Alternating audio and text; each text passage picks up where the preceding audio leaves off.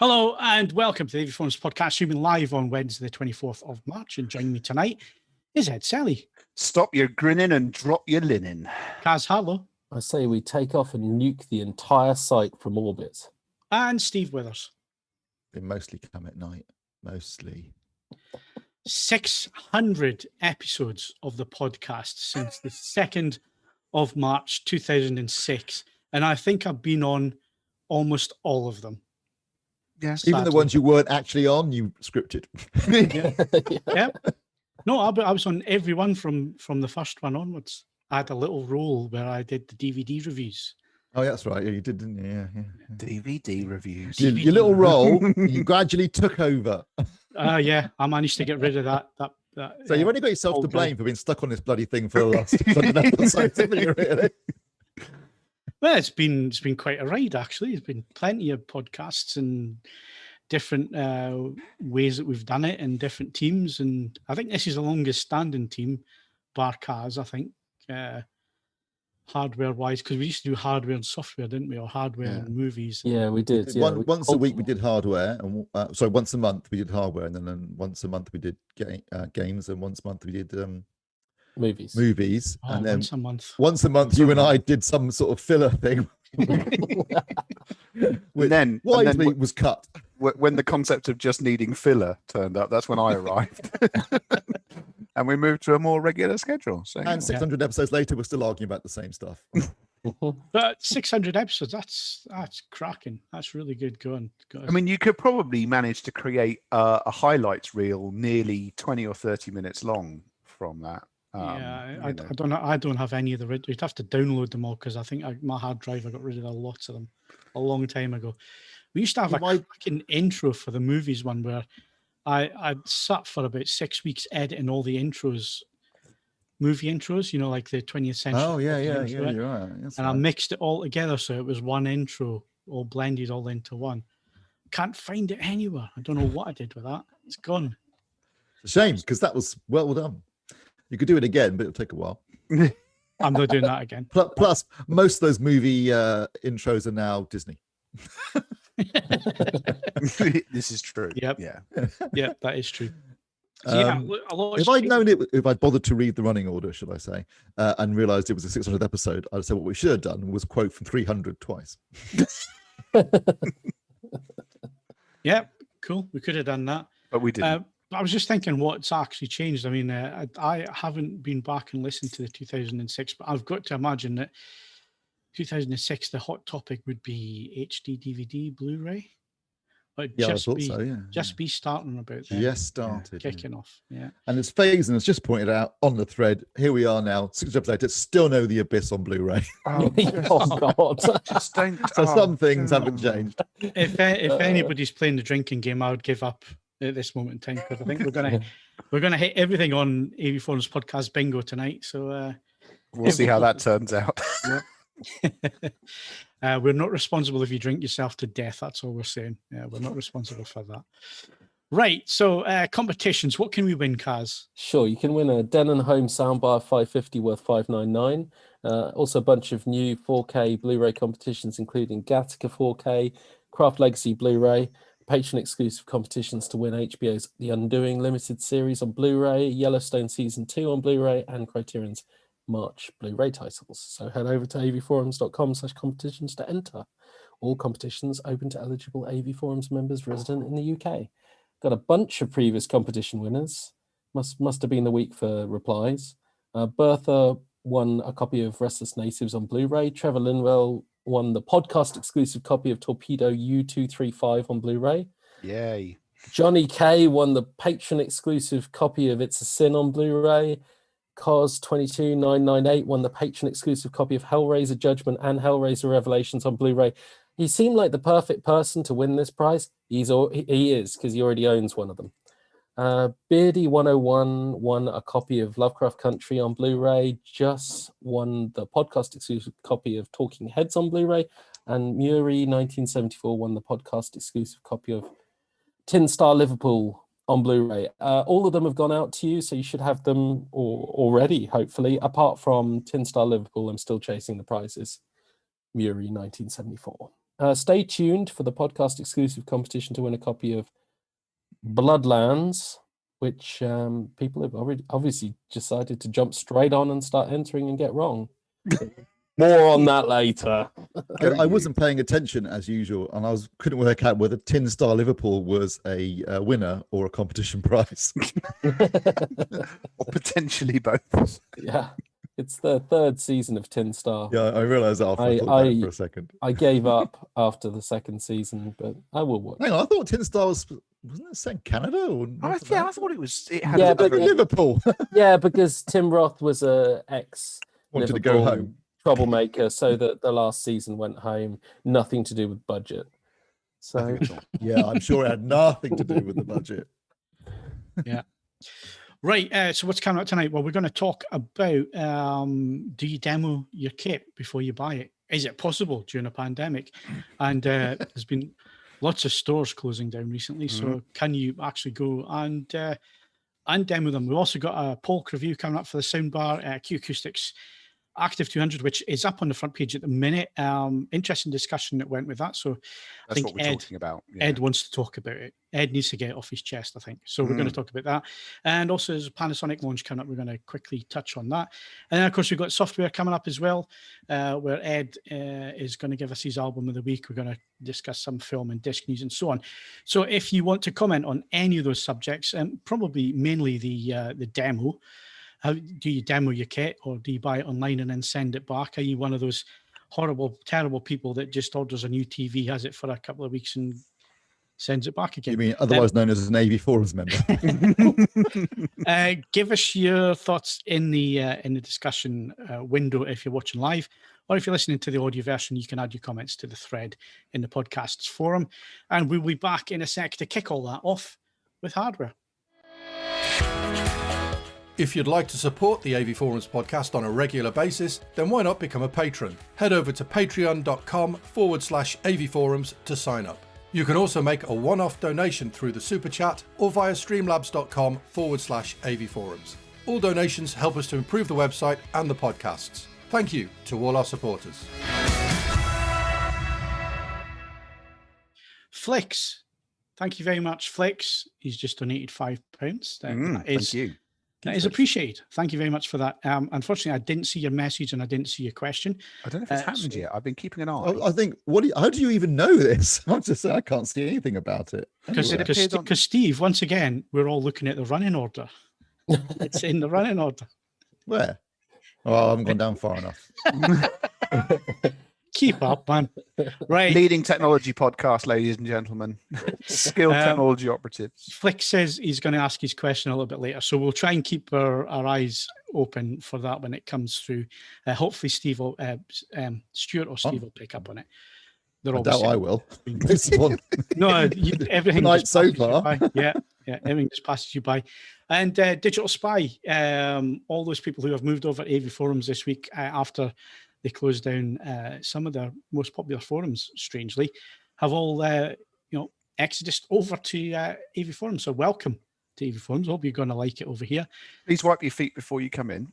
Yeah, don't cause any trouble. But if you behave yourselves, I think you'll find that AV Forums is a little bit more laid back. The moderators. Sorry. Okay. Wipe your feet before you come in and wipe your bum before you leave.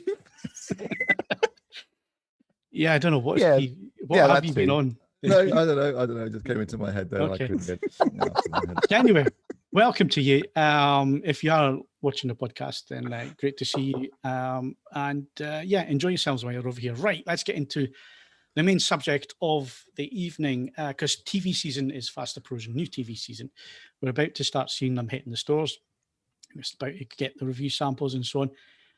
But I'm going to start specifically with TVs, and then we're going to open it up to further conversation. But when you go to buy a TV, do you actually go and buy a TV? Do you go and demo one?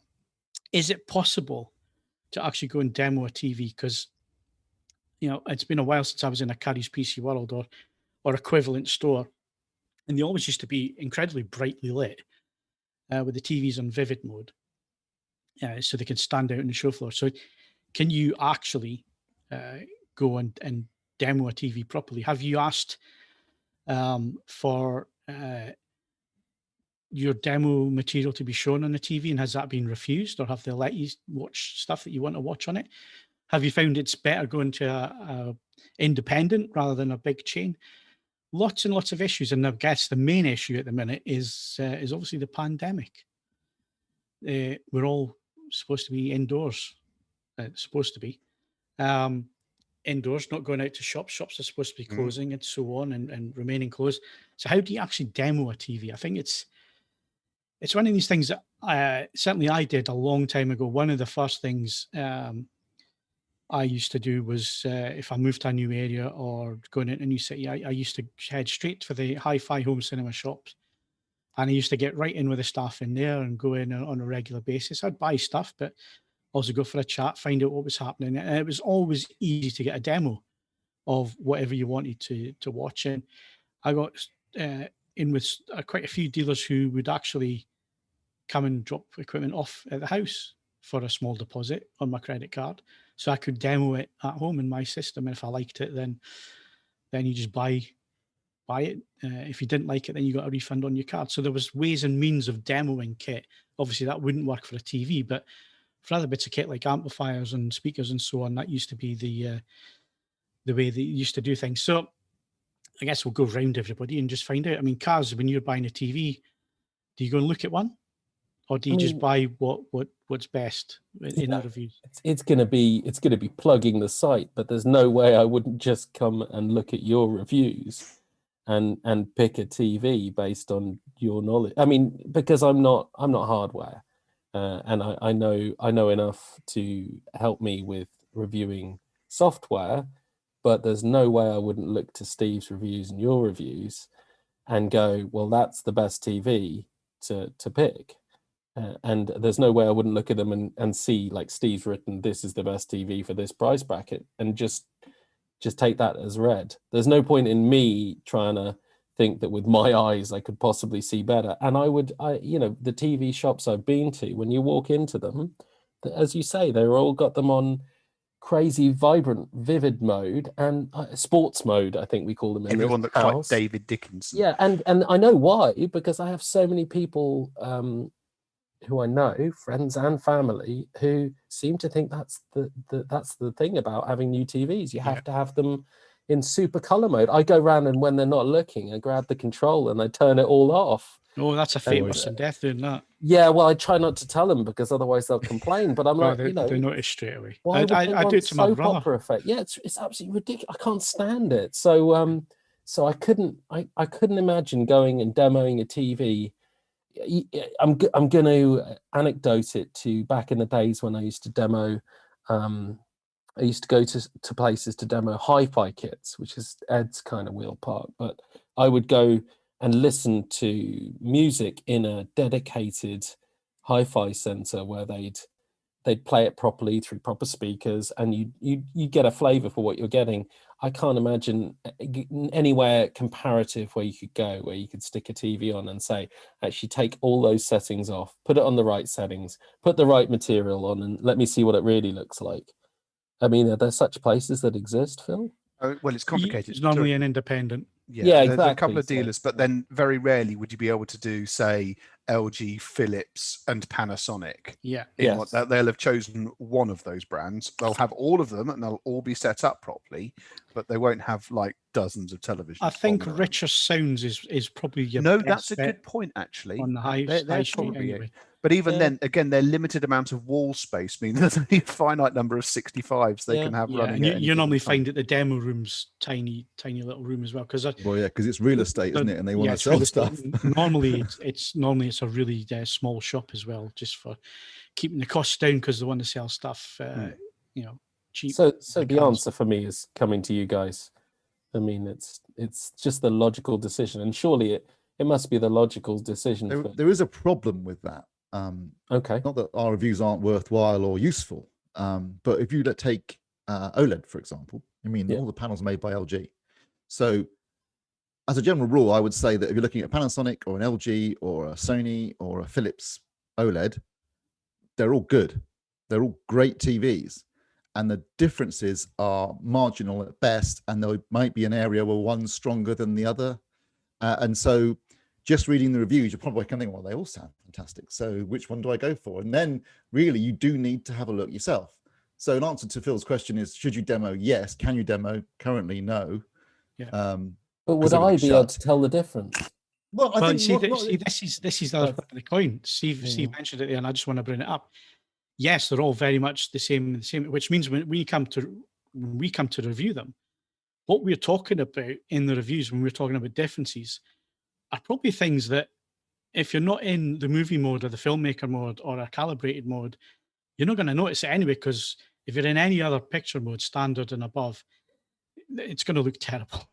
And you're not going to notice the fine detail difference. I mean, the difference between a Panasonic and an LG is, and I'm talking about not the 2000, but the 1000 and the 1500 Panasonic, say against a C10.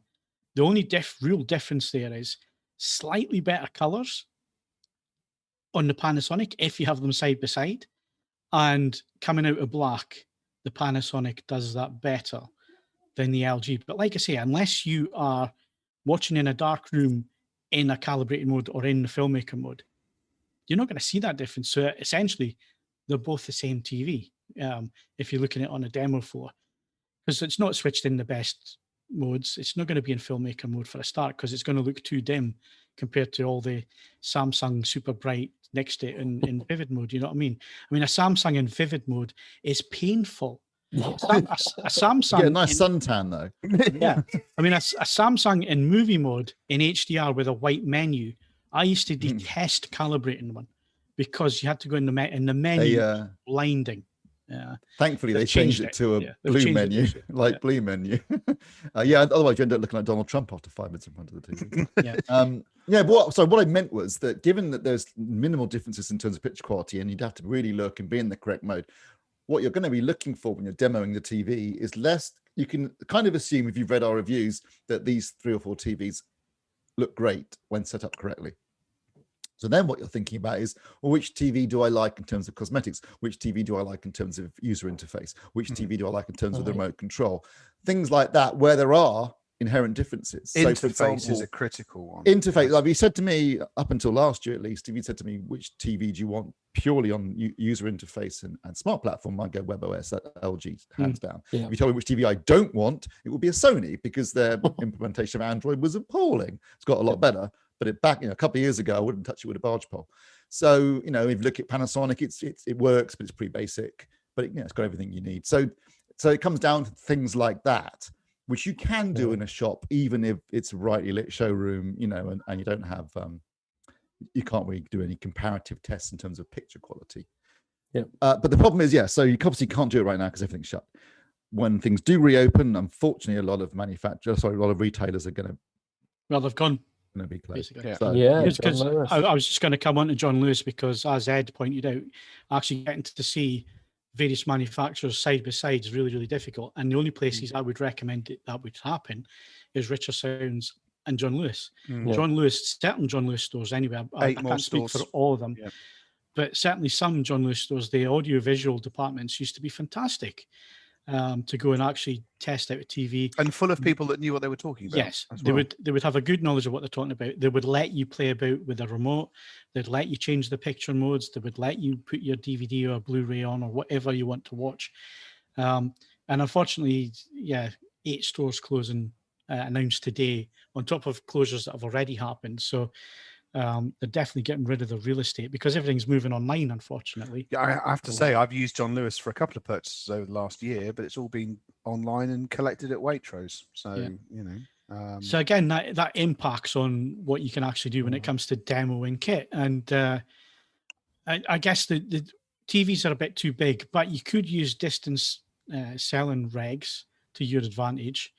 But I would only do that in the case of you order a TV that you actually want. And if it doesn't live up to the hype that you've read or the comments you've read on the forums or even what's been said in a review, then you have distance selling regs where you can send it back, basically.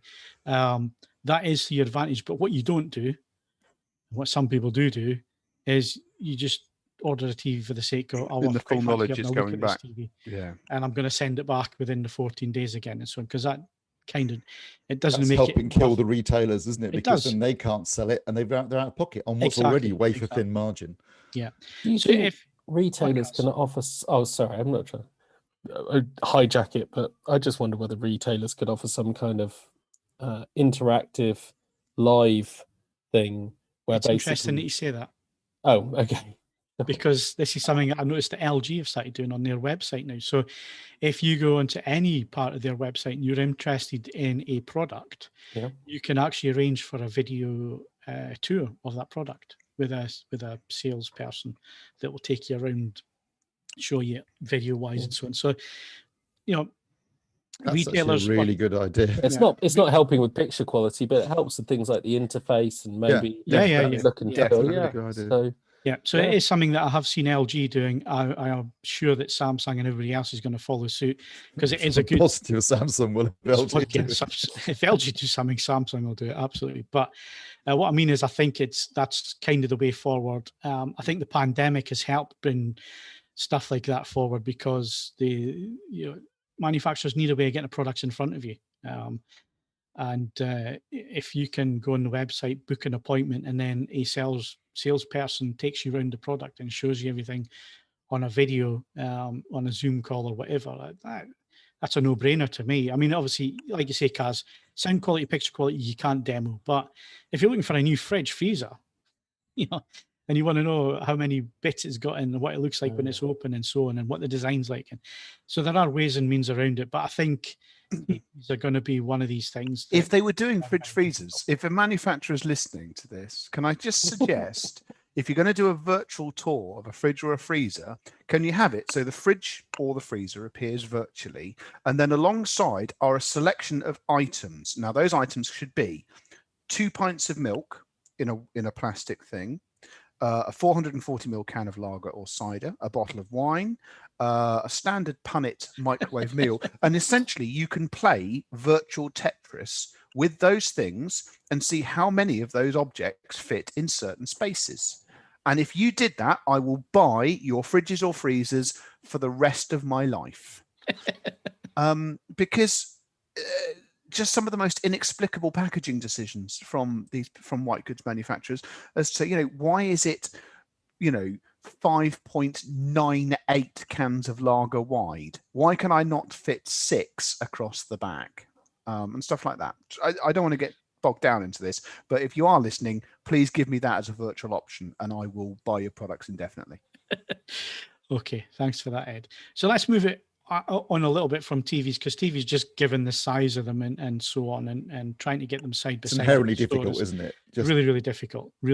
But there are other products that we look at, such as projectors, amplifiers, speakers, and so on, where, like I say, even back 20 years ago when I was frequenting the hi-fi and home cinema shops of Newcastle and around the north. Makes you sound like a deviant. Yeah, well, I was. That's how I spent my weekends. In a dirty Mac, reading it. Me and my mate used to jump in the car and where are we going? Oh, we've got to Newcastle, and we'd go down and just go around all the dealers demoing kit and playing about. But obviously we would go and spend some money as well. So, but I got to know them so well, especially when I moved down here, that, like I say, there was one dealer, Craig. He sometimes listens to the podcast. I haven't seen him on the chat, so I don't think he's listening tonight. But he worked for Seven Oaks in Newcastle, and it got to the point where he lived in Durham. He would drop kit off to me on his way home for me to audition for a few days, and then he'd pick it up again if it was going back, or I'd buy that piece of kit. And I think we did that a couple of times with. Did he have your card number Amplify. saved? Yeah. Yes. He had you on speed dial. Yeah. He had my card number, so he knew. I knew that if I hang on to it, I was going to get charged for it. But just a dealer trusting you to do that, and I've had a few dealers who have in the past, loaned me players or whatever to try out, and normally they would get a sale on the back of it, because I would never ask unless I was actually genuinely interested in buying that product and had the funds to pay for it. Again, I wouldn't, take the piss out of people. If you're going to do that and you build up a relationship, it's on trust. And I wouldn't go in and ask for something I couldn't afford. I mean, if you don't have the money to pay for it, look to become a reviewer. That's very effective. That's a good point. So, I mean, I used to do that. Steve, when you were before review days and so on, is that something that you did? Is it you used to? Yeah, I practically lived in demo rooms. Yeah. I mean, that's the thing, though. You know, when you're talking about particularly high-end kits, so, you know, projectors or AV processors, things like that, where you're going to be putting out a fairly large amount of money, you really, really should be demoing. Yes, you should be. And obviously that means you need to find a dealer that has demo facilities. And you know, it's expensive to do that. You have to give up real estate to turn into a demo room. You have to kit it out and fit it up. If you want to do it properly, you know, you've got to build the room. You've got to, you know, you've got to, like we were talking about last week, you've got in terms of, you know, acoustic treatments, you've got to do it nicely. You've got to wire in everything. It's expensive. It's difficult to do. And so one thing I will say is please, please, please, if you're doing that, for God's sake, don't then go and order it online because you can get it for a few quid cheaper. The extra money you will pay to go through the dealer means not only that dealer keeps staying in business, but the extra support you'll get is invaluable when you're talking about high-end kit. Yeah, absolutely. It's a false economy. Don't do it. First of all, you're hurting the dealers, and that doesn't help anyone in the long run. And secondly, you will at some point, I mean, if it's not just that you might need their help, but also if you go back to that dealer, you'll find yourself, you know, like Phil and I can testify to, you build a relationship with a certain dealer, you buy off them regularly, you get deals, you get seen stuff, you get 10% off. It's a two-way street. Yeah. And if you do that, you will benefit in the long run. It's a false economy to go and then buy it off. And what I hate more than anything else is someone contacting me and saying, how do I set this up? I said, well, you should have bought it from a dealer, mate. I'm not going to help you because you've just demoed it at somewhere and then shafted designed to prevent this from happening. This kind of kit, particularly high-end kit, you know, they train their dealers up really well. These aren't like, you know, some guy in a Curry's where he doesn't know, you know, he's moving on from selling washing machines one day and TVs the next. These guys have been trained. They've gone to day-long, week-long training courses. They know the products and they will get the best out of that product in your room. So for God's sake, don't take the cheap route. It's a false economy. Support the dealers because you'll benefit from it in the long run.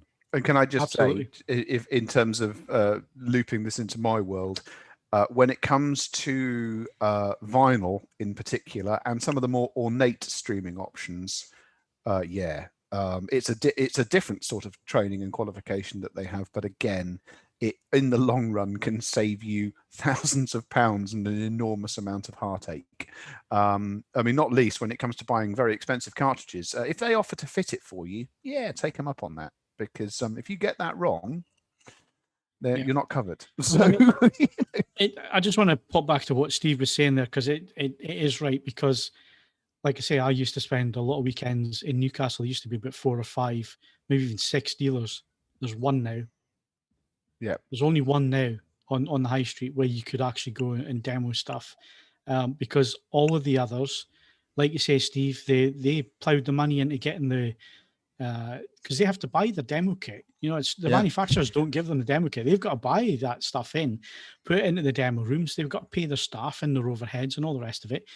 And they've obviously closed. And one of the big reasons they have closed is people going in, demoing it, then looking online and buying a grey import or whatever and trying to get cheaper. And that's unsustainable, as we can see, because like I say, there's one dealer left in the Newcastle. It's not even Newcastle, they're in Gateshead. So, you know, that's the way that it's happened. And it's really, really disappointing when that happens, because if you can build up a relationship like that with a good dealer, you're onto a winner.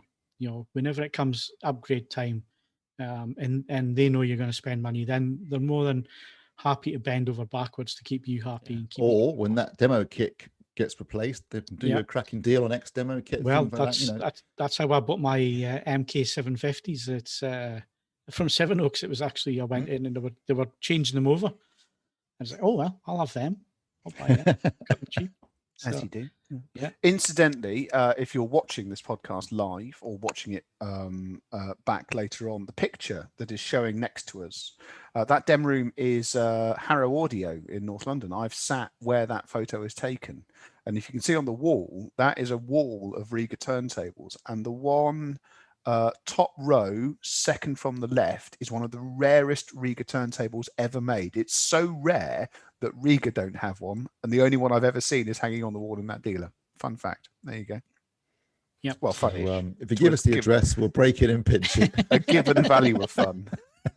Well, most dealers are bright enough to have a decent alarm system. Certainly, an alarm system able to defeat you, Steve. So, So I guess wrapping up on this subject, then, what advice can we give? And obviously keep the questions coming in, and keep your experiences coming in as well through, dealers and how you demo stuff. But I guess with TVs, it's going to get more and more difficult. Certainly at the minute to demo TVs. So you are going to have to rely on lots of things, owners threads, reading the reviews.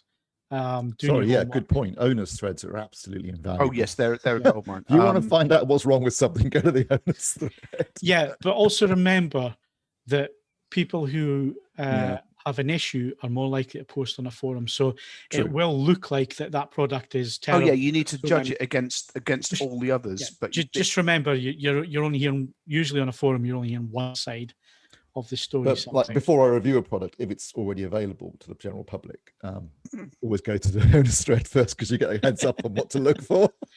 Yeah, and I've got to say, the AV forums guys are great. The members are great. I mean, there's been a few of them who watch us on a regular basis. When I've had Kit in last year, when I had the NAD in, I had an offer to have the full Dirac sign in on somebody else's login. I turned them down, but it was a really nice offer.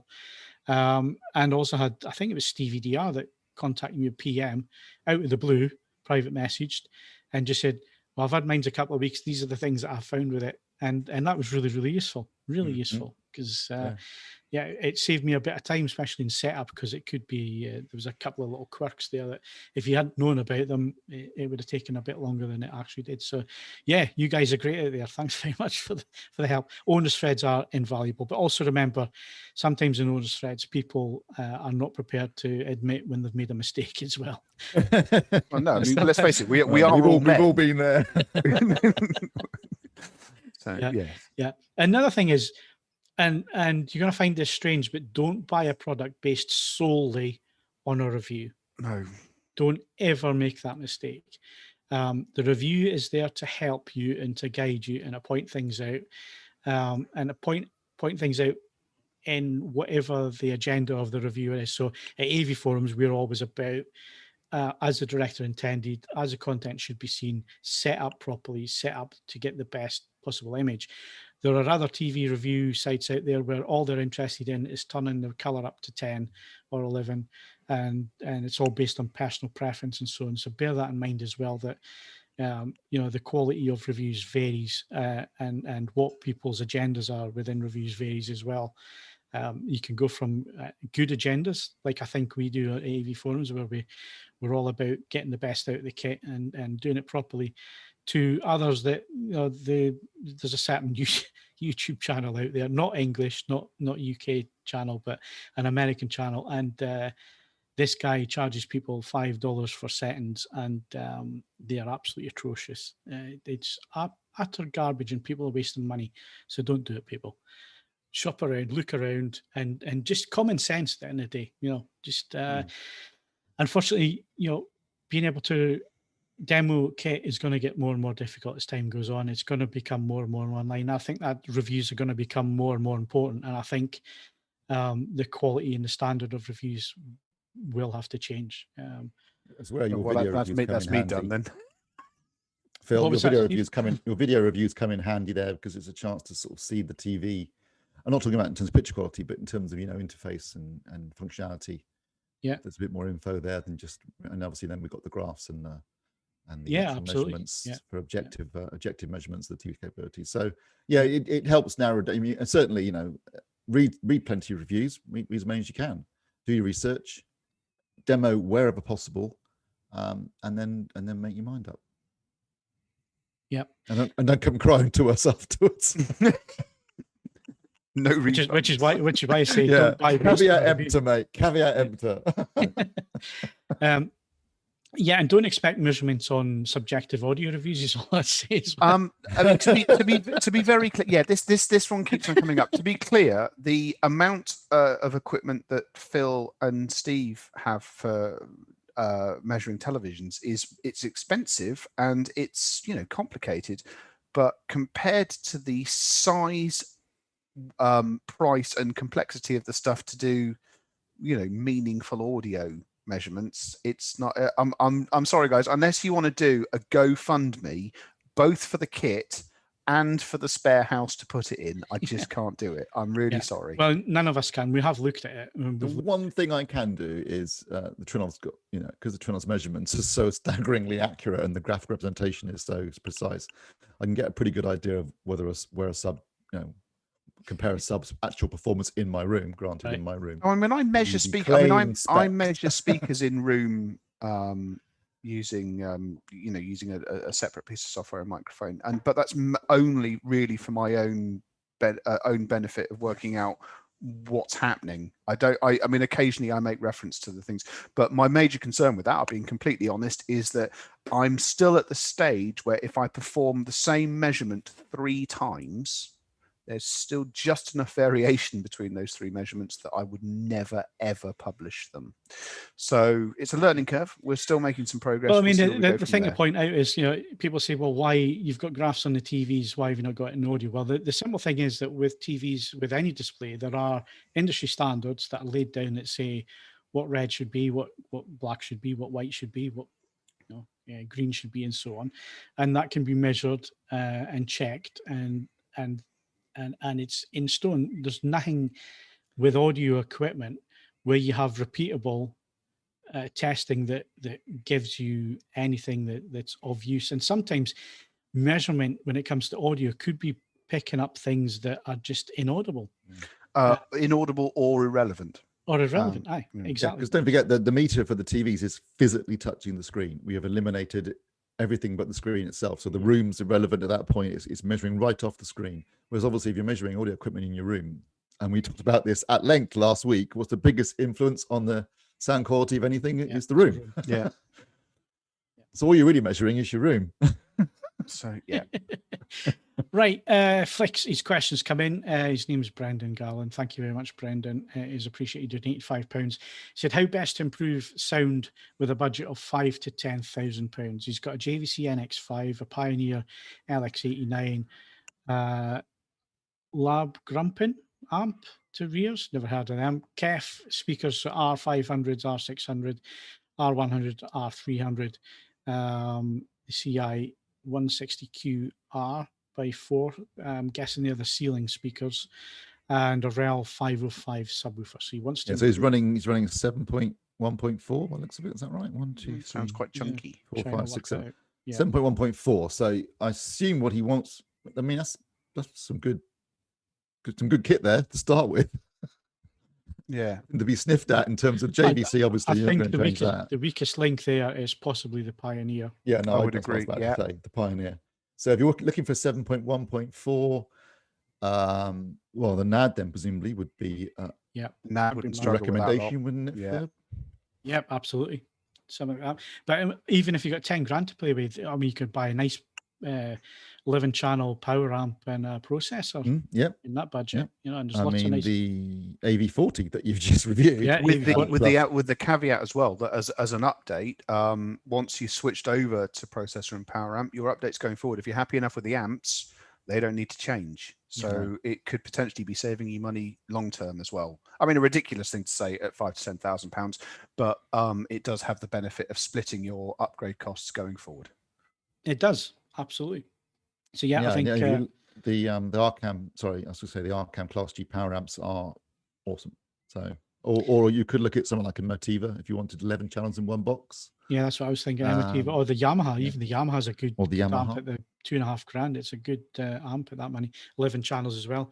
You did a 16-channel thingamabob. What price was that, Steve? Oh, that's 10 grand. It's 10 grand, is it? No. Well, he's paying he's paying 5 to 10 grand. Yeah, that's 16 channels in one box, but it is quite expensive. A massive box. It's not. It's not actually. It's surprisingly svelte. Oh, okay, fair enough. That's disappointing. I No, mean, if it doesn't have things in orbit, power amps I've ever seen. if it doesn't have things in orbit around it, what's the point in that? You know, there's a certain level of machismo to keep up on this. It's significantly smaller than that Mad VR thing, Phil, which is bloody enormous. Well, I did tell you it was a PC, so it is. It's just a sodding PC. Yeah, that's all it is. In a nice box. Yeah, right. I think we need to move on, but yes, it's certainly Hopefully something. that's answered your question, Flix. Yeah, yeah. Hopefully that has, and thank you very much. Or at least put you in the right direction. Now go and demo some stuff when you can. Right. So let's stick with some relevance here. Then Ed, we'll go to your Q Acoustics Active 200. Actually, could I be really? You talking about? I need to turn my son's bedroom lights off. All right. Okay. I'll quickly do the soundbar. Okay. We'll do the soundbar. Okay. Yeah. Sorry. I mean, brief look behind the fourth wall there. But, it's all right. We can change the podcast for your domestic needs. I'll be back in a moment. All right. Right, Steve. Polk soundbar and subwoofer. Yes. So we have the Polk React soundbar and also the Polk React subwoofer. So the two are designed to be used together, but they actually are sold separately. So you've got the Polk React soundbar, that's £249, and there's also the Polk React subwoofer, which is 179 quid, and there is also the option of 2 wireless rear speakers. I don't know how much they are, I can't see, I've got that up at the moment, but which you could also go for if you wanted a full 5.1.2 system. Sorry, 5.1 system. The Polk React is kind of the sort of evolution of what I think was previously the Polk command bar. So it's a 3-channel soundbar, supports Dolby and DTS, but not object-based audio or immersive audio, just your standard 5.1 Dolby Digital and DTSX. Sorry, DTS, not DTSX, DTS. And like the command bar, it's literally got an Amazon dot built into it. So if you look at the soundbar, it's got like a round console on the top, and it's got the 4 buttons you'd see on an Amazon dot. So it is a full Amazon Alexa speaker as well as a soundbar. It's got one HDMI connection, for ARC, which it supports, and it's a tidy little for £249. It's a nice little soundbar with the added advantage of built-in Alexa. Does a nice job with TV, with movies and music. However, you really do need to, I would definitely recommend, if you're going to get this, also get the subwoofer, because the bass is pretty insipid and you need that sub to give it the extra bit of kick. And it's a good subwoofer too. It's obviously a wireless sub. The connection is excellent. It's nice and robust. It delivers a really solid bass foundation to the soundbar. And I think particularly with movies, you really, and to a certain extent music, you're going to miss out on that added sort of low end thump that the subwoofer gives to the soundbar itself. So obviously that doesn't mean it increases in price at that point, because you're talking 249 plus 179. What's that? That's 400 and something quid. That's there's some stuff you can buy at that price range that's going to have immersive audio built in. Largely, I would say things in that price range tend to be immersive audio via psychoacoustic processing, and rather than actual upward firing drivers. So bear that in mind, because I don't know about you, Phil, but psychoacoustics, whilst it is clever, never sounds as good as actually bouncing sounds off the ceilings. No, to get it to work, what you need is basically a perfectly shaped room, with the TV smack bang in the middle, so it bounces off every surface. And let's face it, I don't know anybody who has a living room like that. It's fine for a demo room like we had at CES with Dolby. That was a glass box basically that we were in, so it was perfect to bounce the sound. I don't know about you. Everyone, when I was back, used to be able to go to houses. They all lived in glass boxes, Phil.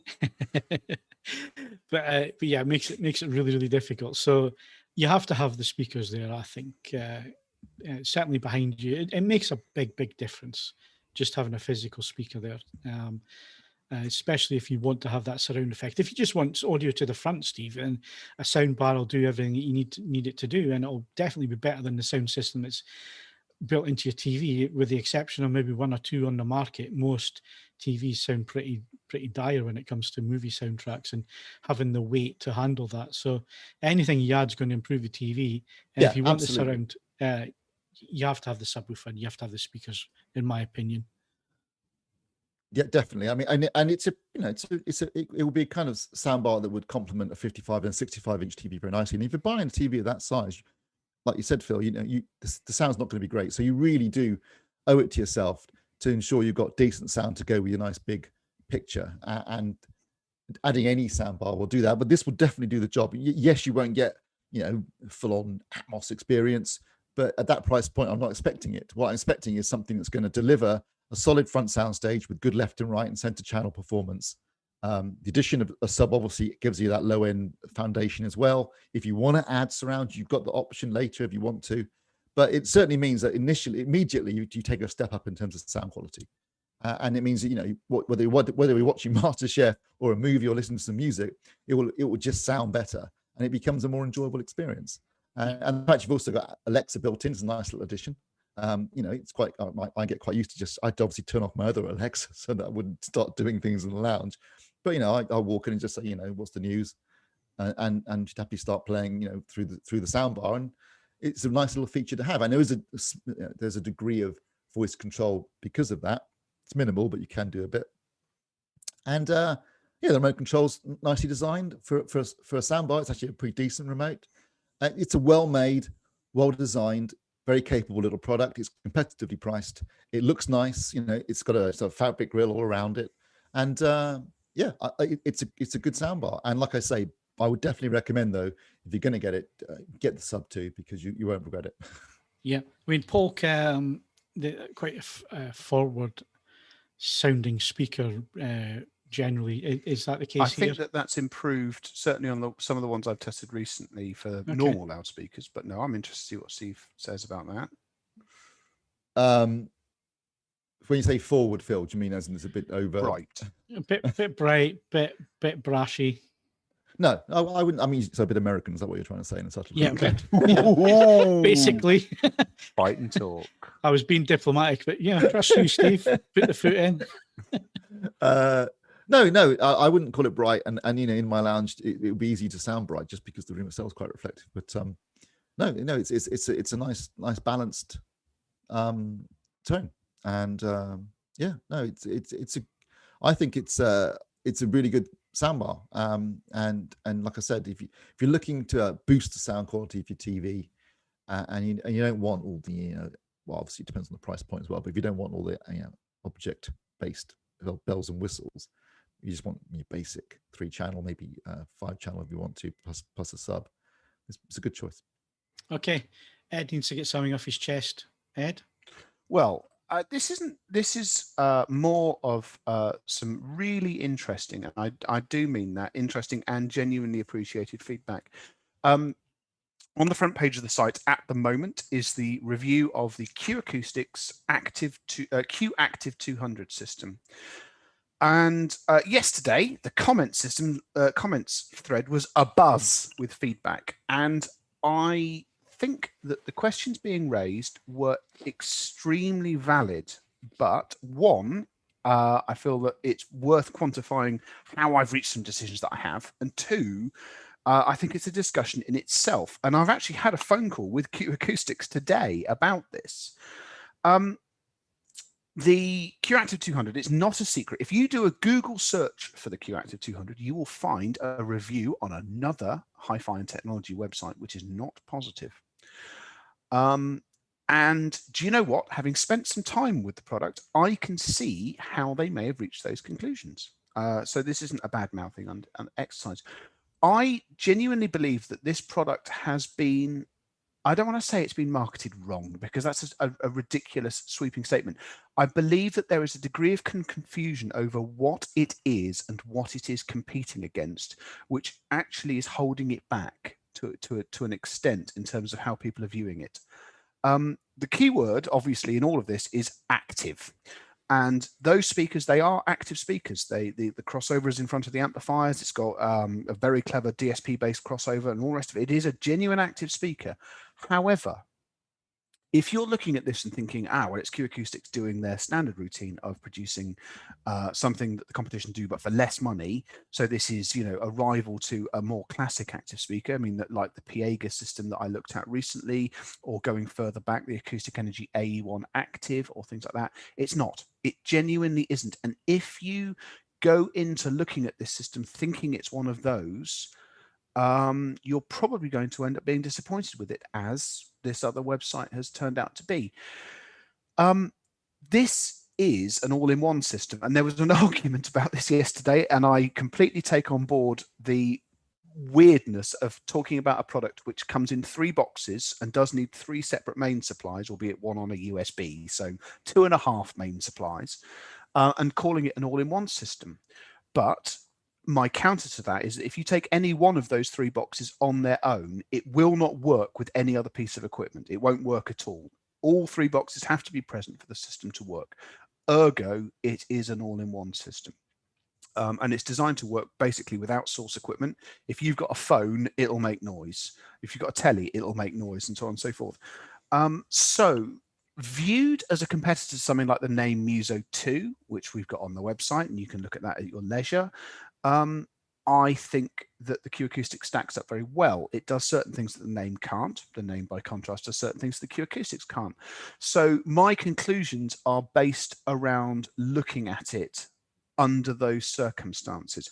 But that has been a source of confusion, because I believe people have looked at Q Acoustics, I need to pluralize that correctly, their own website and some of the own marketing stuff that's come out, and they've gone, it's just a pair of active speakers, and it isn't.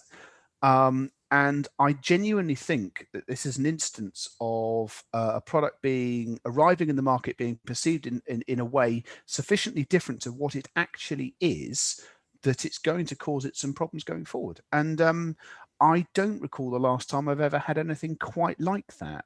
But the comments yesterday, I was delighted to participate in those. It was some genuinely interesting feedback.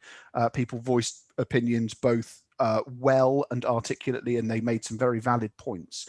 But I felt it was worth explaining how I'd reached the decisions that I had, and why those decisions have been made, and why they are so different in some regards to some of the other reviews. And furthermore, if I'd reviewed it going, this is an active speaker, and I'd gone out and compared it to an Acoustic Energy AE1 Active with a completely separate and deliberately chosen front end, I don't think the outcome would have been necessarily very good, because it doesn't compare to that product. So it's an interesting case, and I suspect that this is the first. It's maybe the first time it's happened I can recall, but it certainly won't be the last. As products get more niche, more specific, and at the same time more complicated, classifying what they are is going to get harder and harder to do. So my thanks to all of you who participated in the comments thread. My thank you to all of you for reading it. The review's still up, but yeah, I felt that was worth talking about and expanding upon, because it's a case where people are viewing the product in a way that I don't think it should be viewed. Okay. We have a podcast just for things like this, where we can do dramatic monologues. Well, you can get into things in a little bit more detail than you can possibly on a thread, and it's always useful to look at the point of view of what a product actually is. And like you say, sometimes products can be confused and they don't know what they're actually their main role is, because things get so crossed over these days. It can be quite confusing. I mean, the other thing, fascinating set of comments that came out, people going, I don't think the convenience angle's worth it. Guys, we're on a specialist technology website. We live for complexity and being able to pick exactly this and exactly that, and talking about, gamma curves and all the rest of it. We live for that. Most consumers, I hate to break it, do not. The ability for something to, for example, turn itself on automatically when the television turns on, that's quite a big deal. So we should not poo-poo convenience. Convenience is not a dirty word. It is very important to products continuing to sell and find happy homes amongst nearly normal people. Right. Okay. Nearly. Time. No, well, all things are relative, but that's my position on this. Please don't be rude about convenience. I mean, if you do have a problem with convenience, rest assured, one of the products that I'm reviewing for coming up, I actually stuck a photo of it in the thread if you want a sneak preview. If we're talking about convenience, these don't do any of that. So yeah, fill your boots. I'd like to think I'm trying to cover all bases for you. So it's not all about convenience. Sometimes we pull all the stops out. Yeah, and I'm sure we're gonna discuss it when we discuss your album of the week. Right. Before we move on, there is a Panasonic launch event tomorrow where they're gonna presumably tell us what the TVs are this year. I don't know what they're doing. They've only told us about the 2000 so far, the JZ 2000. I expect it to be a JZ 1000, a JZ 1500, and so on. We'll get to know all about that tomorrow. The reason I'm telling you now is obviously it's a week till we come back to discuss it on the podcast again. So keep an eye on the homepage tomorrow. Myself and Andy, and are you going along, Steve? Yes. Going along. You'll be watching the web. If you mean sat at my kitchen table having breakfast in my pajamas, yes. Yeah, I'll probably be doing the same, but not in your kitchen. If I was a manufacturer, I'd insist on a two-way video feed just to make sure that everyone attending wasn't naked. I am so glad that I did an LG one 2 weeks ago. I think it was 9 a.m. in the morning on a Wednesday, and I forget the system they use, but it's not one that I'm familiar with. It's not Zoom or anything like that. My camera's never worked every time I've logged in, and I'm so glad that was the case because my hair was everywhere. It was all over the shop. Looked like at 9 a.m. It's like, it is what it is. So my camera couldn't have worked, so I was quite happy with that one. But anyway, Panasonic, they're announcing the products. I'll tell you what they won't be releasing. They probably won't be releasing another UHD Blu-ray player. I doubt we'll see. No. Did they release? They didn't release one last year, did they? No, they didn't. No. So if they were going to do it, they normally do a two-year product cycle. But I think the 9000 is probably the last flagship we'll see out of them. I think that was the last hurrah on that front. But it's still it's still a current product, so there's no problem there. You've got 9000, the 820, which is a great product. I think there's probably maybe one or two Technics stories in there, and given that does actually seem to be doing some numbers for them. So we'll see what goes on. Technics stuff's doing really well at the minute. Really well, mainly because a lot of it's very, very good. Yeah. Right. So that's happening tomorrow. Keep an eye on the homepage, and you get all the details there. We will talk about it next week. It's happening tomorrow, and then it's another week before we're back in the podcast. So I thought I'd give you the heads up on that one. Right. In terms of questions, I don't think there's anything that's really. There was a quick question. I can't say your name, unfortunately, because whilst I did learn a bit of Mandarin once upon a time, my knowledge of Chinese characters is not great. Yu Cheng Shu De, I think is how you say that. You just made that up. No, I didn't. I've got an interpreter that's put it in the chat just to... Oh, really?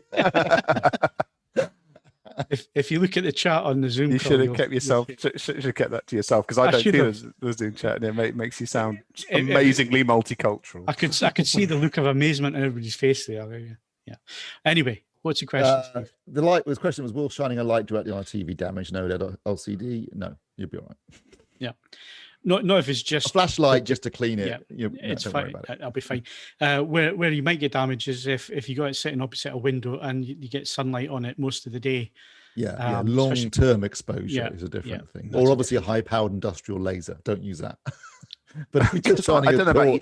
I mean, many's the time I've accidentally turned on my high-powered industrial laser. I mean, it happens to me all the time. I come back and oh Christ, I've left the high-powered industrial laser on, and my neighbour's looking at me through a hole in the wall. It's just.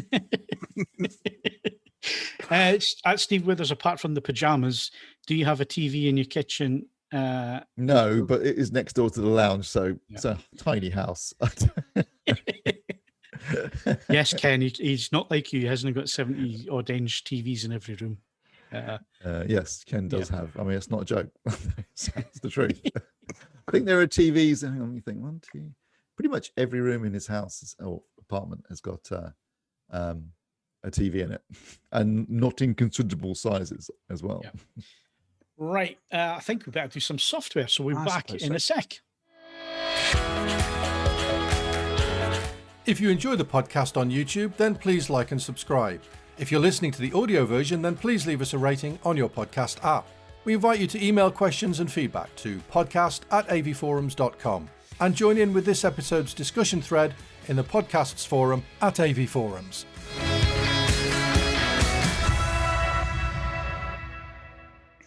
Sometimes I love the 1980s Ed. Nostalgia. Yeah, if you've come to this album of the week expecting a new and revolutionary sound, I'm afraid you've come to the wrong place, because this isn't one. Just think Wipeout. Was it Wipeout?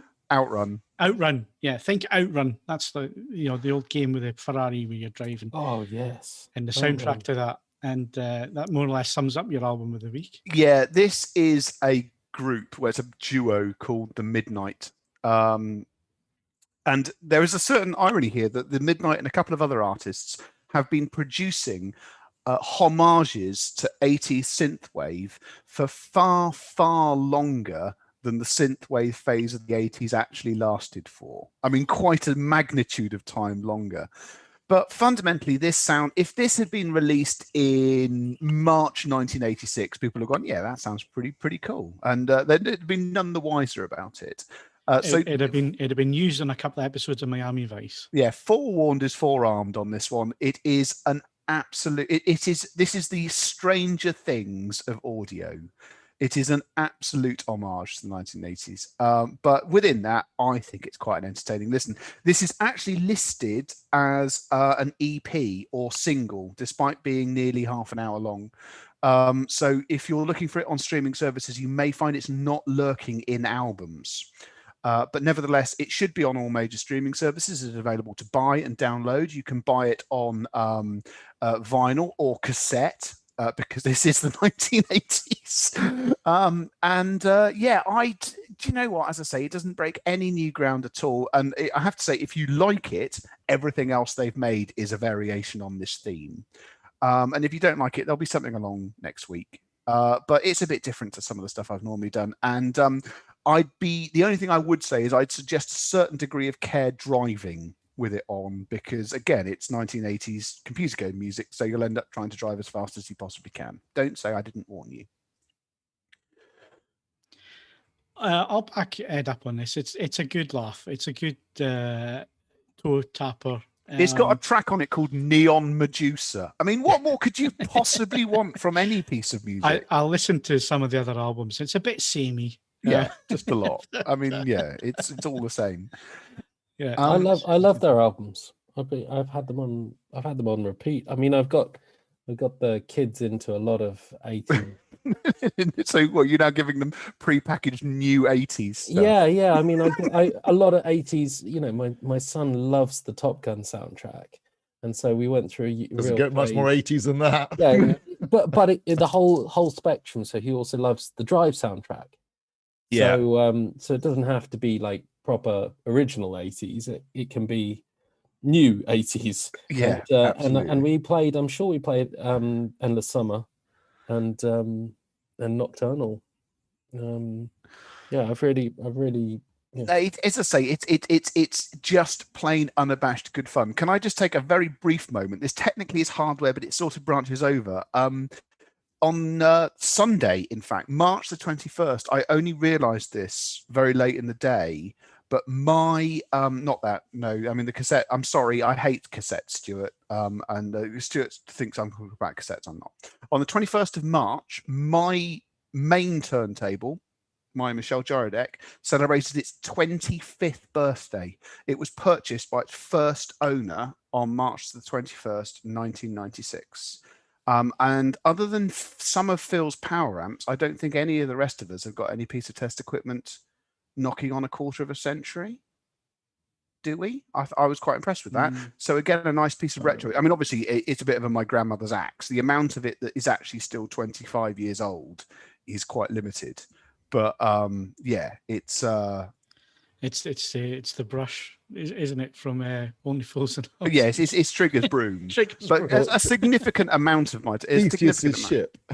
significant amount of it is 25 years old, and I was quite taken with that. And do you know what? I've ordered it a vinyl copy of that Midnight album to celebrate its extraordinary retroness. So I've got some CDs that are nearly 40 years old. No, absolutely. My dad does as well. And I've got some Transformers that are 40 years old.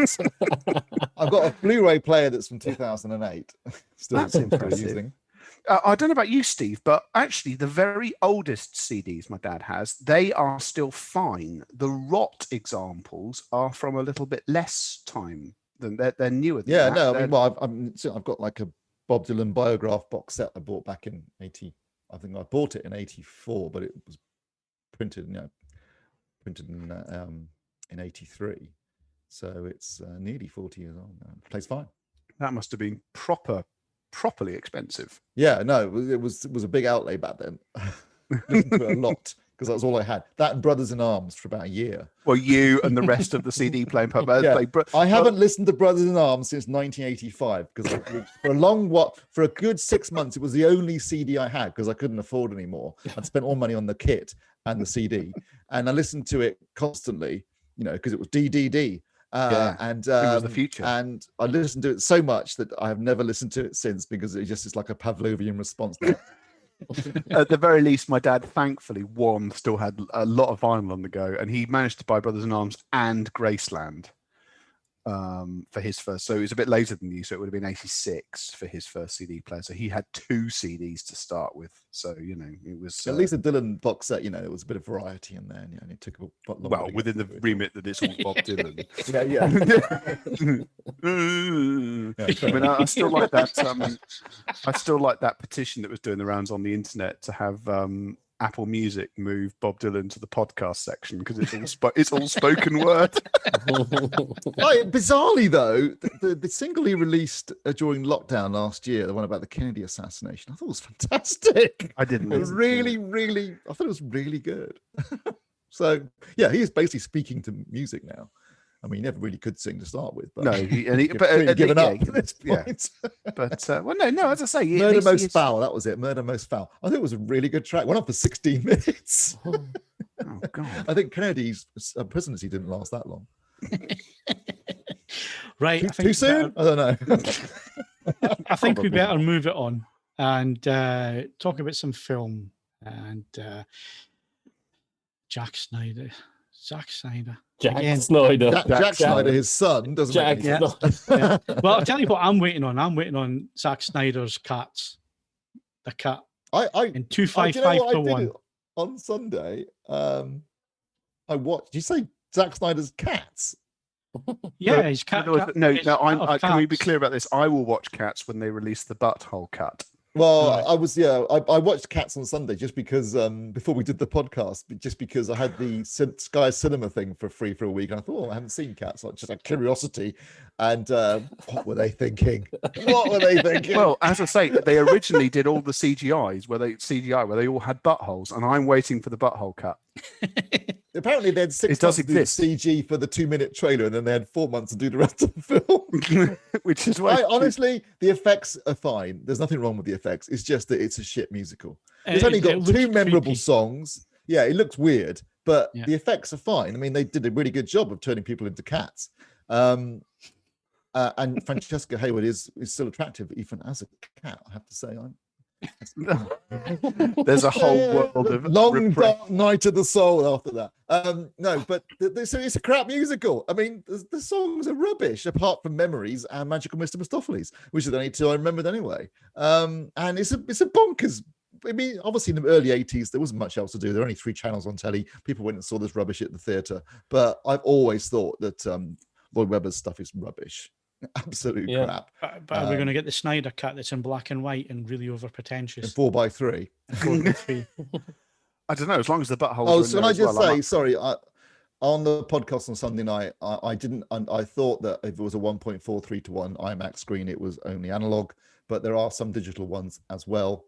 Having said that, there still aren't many. I mean, in this country, there's 3 1.43 to 1 screens, 2 analog, 1 digital.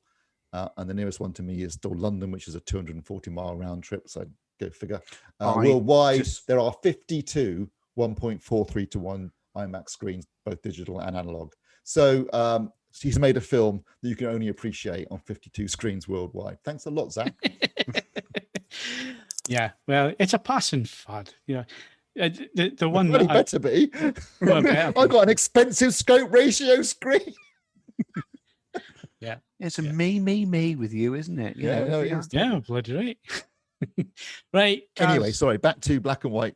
black and Zack white. Snyder, Justice League. Yeah, I'm never sold on these noir versions at all. It seems a bit pointless in this case, Kaz, because if it's in black and white, you don't realise Superman's wearing a black suit. Yeah, I know. It's don't. I mean, they did it for Logan, which was quite good because it was quite a dark film anyway. He did it for Mad Max. Now you see, I genuinely thought that was better.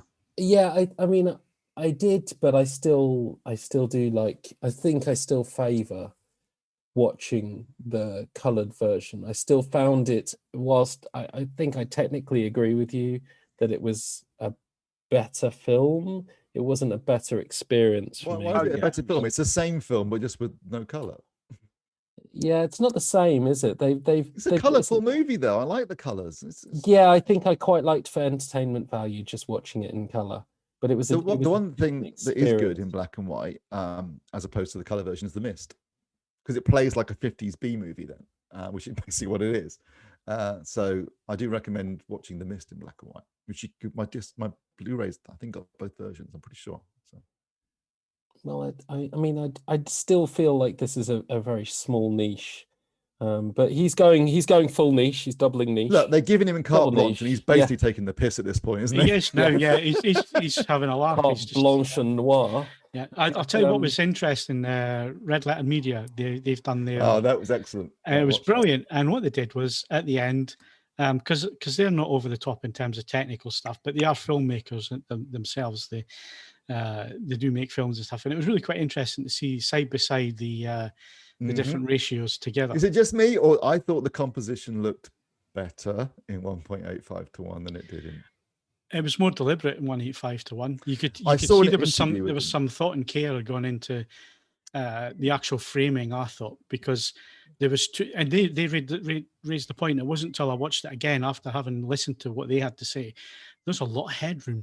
Right, there's a lot of negative space above and below. Above and below, a lot of negative space. Yeah, a lot of negative space. And so for me, the composition looked better. Now, I saw an interview with Zack Snyder, and in fairness to him, this is what he had to say, and this was his explanation. He said when he shot Batman vs Superman, and he shot certain sequences on IMAX cameras for the IMAX presentation, so it goes from being scoped to blowing, But this is like you were saying, Phil, last week on Sunday night, that it's a constant width shift. An IMAX, it's a constant width, and suddenly you just get this more space. But he loved the effect of the extra height, so he thought, right, Justice League, a lot of it's involved characters that fly.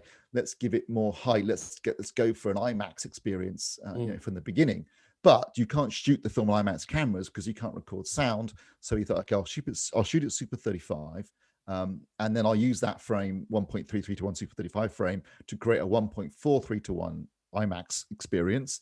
And I'll also release it as a compromise. I'll do a 1.66 to 1 version for theatrical release. And the studio said, you can't do that. And he said, why not? Because 1.66 is an aspect ratio. He goes, yeah, it used to be, but these days with digital projection, it's just too hard to reprogram the screens and getting the they'll screw it up. Please just do it at 1.85 to 1 for theatrical release. And he said, okay. So he shot it with IMAX in mind, but obviously framing safe area for 1.85 to 1 theatrical presentation. And if you look at it, you can see that's what he did. So his preferred version is what this is the experience he wanted to create. But as I said on Sunday, unless you're sat in a cinema with a 4-story high screen that fills your field of view, you're not getting that experience. All you're getting is less image. I find your lack of faith disturbing. Well, fair enough. The same can be said for 240 to 1, though, Steve, on a TV. That in terms of picture area, picture area, they're about the same. So that's where I am at. Yeah. There's a little bit more on the scope, but they're about the same. And but the thing for me is the width. I think it works better if you have the same width and then open it up top and bottom. So it has more impact. Whereas the suggestion is going to go from 235 to 1 to 4:3 and actually move the width as well as the height. That that for me, it's just that's going to drive people up the wall. You get away with it in TV series like WandaVision, where they pull the trick at the end of one of the episodes where it opens up to 185. No, it opens up the way and then it opened out the way, didn't it? Yeah. One or the other way, but it worked because there was a purpose behind doing that. In terms it was of a creative telling the decision story, rather than just same as Galaxy Quest. How they did the 185 and then opened it up to 235. There was a they didn't actually do that in the reason. end, but that was the plan. Well, I saw it in the cinema like that. But they opened up the curtains at the the sides. masking actually opened up. Yeah. It was shown that way, and it was done for a reason. So, but this putting things on the desk for a home viewing, where you're going to switch between 4:3 width and then 240 to 1, that's just. It just annoys me because they keep doing, and Kaz, you do this a bit. It's a bit annoying. It's like it's the IMAX. It's not the IMAX experience. It's only an IMAX experience if you're in an IMAX cinema. It's an IMAX aspect ratio. That's it. Yeah. So all you're really getting is a 4:3 aspect ratio. But like what Phil said, I don't see the difference between.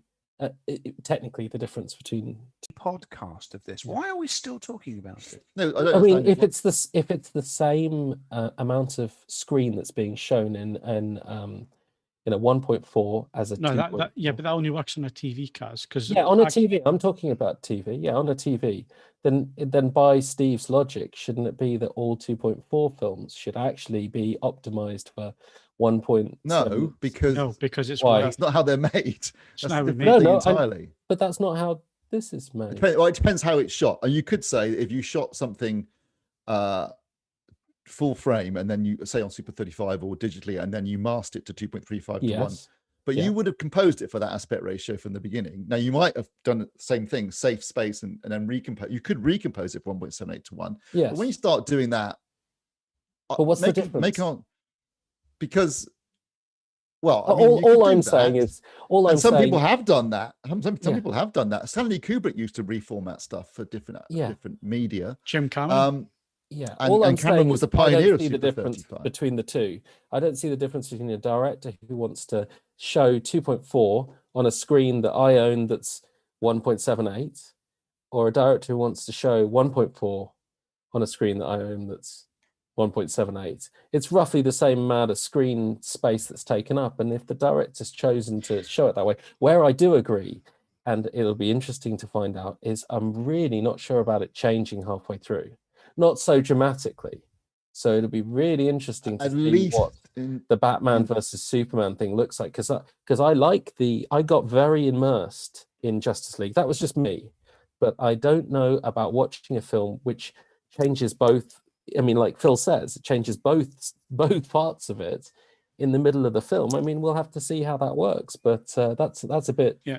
But to answer your question, though, or to elaborate a little bit on what you're saying, Kaz, is that it's all down to composition, and there's quite a bit of difference between a 4:3 composition and a 240 to 1 composition, and it could be the way that they film it as well. So if it's been filmed on an anamorphic lens, then there's no way you can that's you can show, because then you're blowing up film and you're causing all sorts of issues with grain and all the rest of it. So there's some technical issues as to why they wouldn't do it. But when you're saying there's the same amount of space, that's only on a TV. Yes, you've got to remember that these are formats that are designed for the cinema. No, it was to Steve's point where he said if he's going to release it on home formats, why not do it in 178? That's all I meant. But that makes sense to me. That was my argument. I've got no problem with him doing 4:3. Yeah, it's his call. No problem at all. It's his call, and we'll always back the director or whatever director's intent. But it didn't make sense to me. The only way it made sense was he wanted to be different. Yeah, and he wanted to cause a bit of controversy about it. He wanted it to be completely different from the version that was released. I don't think it was necessarily a creative decision. I think it was more of a decision about how do I make this different, because the color grade as well is completely different. Much better, in my opinion. It's better, but again, it's night and day from what it was. And again, that's done deliberately. He wants to make it his own and so on. But anyway, we discussed this on Sunday night. We've done it too long now. So that's where can we see the black and white version if we're desperate enough to watch it yet again? The black and white Snyder cut's supposed to come to HBO Max, and it's supposed to have a new Joker scene, which I don't think anyone would be particularly interested in, but for the fact that actually Jared Leto's Joker in this version, the new scene with him, was miles apart from Jared Leto's Suicide Squad Joker. Whether or not you're still on board with him, he was definitely channeling Ledger, and his little tete-a-tete in it was good. So none of the tattoos and all that nonsense. No, it isn't. It's proper white face, lipstick, and crazy, hair, right? Proper psychotic, yes, rather than, I don't know, organizing knives. So apparently a new Joker scene. So we'll see. More longer Joker scene, presumably, isn't it? Same scene, but with more Joker. I don't know. The still I saw was completely different setting. But yeah. But anyway, I guess we'll stop. Okay. I didn't talk about anything. I mean, it's I don't know. It's one of those. This is one of the most peculiar cinematic events as a nominal outsider I can recall. Where I mean, I appreciate why it's come together, but it's still peculiar and fundamentally just. I'll tell you what I'm having trouble with Ed is it wasn't that great a movie. And people are still banging on about it. Come on, we wasn't talk that about great. Air crash Investigators every podcast. No, Kaz, I was never recorded. We've never yet had the AV Forums Air Crash Investigation special. I mean, admittedly, I am there for that. I'll tell you what, though, there's a lot of episodes in 4x3. A lot of the early episodes are 4x3. So that's the thing. That's why I'm so annoyed about this. It's because I'm a child of a generation that had to live with 4x3 TVs and get rid of pan and scan VHS tape. Yeah. Finally, we dragged ourselves out of that and into the modern world, and I am not going back because of Zack bloody Snyder. Steve got his war face on. Yeah, no, absolutely. Godzilla and Kong are coming out 1st of April. In 4x3 on PVOD. So as a 1st of April joke, that would be pretty funny. Yeah, I know. That's another one of I think the HBO Max Warner releases. We're getting it rather than getting it on 720 now. We're going to get will there be a special 480 line NTSC cut in mono with added Japanese dialogues. That'll probably be a better version. Actually, that sounds quite good. I'll tell you, I think the big news, though, come on, Kaz, we need to get onto the big news. 9th of July, theatrical and streaming. Are we talking hang on a minute. Can I ask a question here? Can I ask a question here? Yeah. Now, this is, I know everyone was talking about this morning and it was announced last night, but is this for worldwide? Or are they talking about the States? Are we going to get shafted? When they did it last time, it was, I think, Mulan. It was UK and US. Yeah, Mulan was UK and US. They've already announced it for UK. It's 1999. Because I was worried we'd get the... Yeah, I thought we're going to get shafted. No, I thought they won't do it. They'll just say you have to go to the cinema because they're open. But they are going to make so much money. Yeah. Not from me. They've got 100 million subscribers. If just 25% of them do the Black Widow deal, that's £500 million. And you know what? All jam straight in their pockets. I think it'll change the dynamic. Like if Black Widow is successful, which, as you say, Steve, it almost certainly will be. I think they'll change the model permanently. I don't see why they can't continue doing theatrical and day and date Disney Premium. And if you look at Raya and the Last Dragon, it's day and date. You could do the Premier Access. Yeah. It's also available in the cinema in the States, and it's doing pretty well in the States. It's done quite good business worldwide. So you can get double. Yeah, both bites of the cherry. Why not? Yeah, I think it's. Yeah, I don't think it'll change. When I guess what I mean is that I think after the pandemic, we might not go back. I think they might just keep going with it. Why not? I mean, I think milk it basically. I think, like we were talking about with stores earlier, unfortunately, the pandemic has just accelerated what was already happening. So stores are getting murdered on the high street, and cinemas are going to get murdered. The number of cinemas, and it was inevitable. This was going to happen. It was always going to happen, but it's been accelerated by the pandemic. Yes. And now that they've got their streaming services like Disney, I mean, Disney, this is a no-brainer. If I'm a Disney executive, I'm thinking, right, we just do day and date theatrical and premiere streaming because we're going to make a fortune. If you read between the lines at the last meeting that they had, the stakeholder meeting, you could tell that that's what they want, because they were putting everything into Disney Plus. If they're putting everything into Disney Plus, that means everything they're making theatrically is going on to Disney Plus as well. Yeah, I mean, it's changed the whole paradigm really, because they did the Soul for free, on Disney Plus to drive subscriptions. Clearly, this is working, because 100 million subscriptions in just a year and a half is staggering. It took 10 years for Netflix to do that kind of numbers. Luke is going to be available on the 18th of June again for free, the next Pixar movie. So again, that's going to obviously be to drive subscribers. Then you've got the Premiere Access option to make additional money on top of that and to drive subscribers. And then on top of all that, you got Falcon and Winter Soldier, the biggest download they've had so far on a new series last Friday. I mean, they are going to be milking us. Yeah.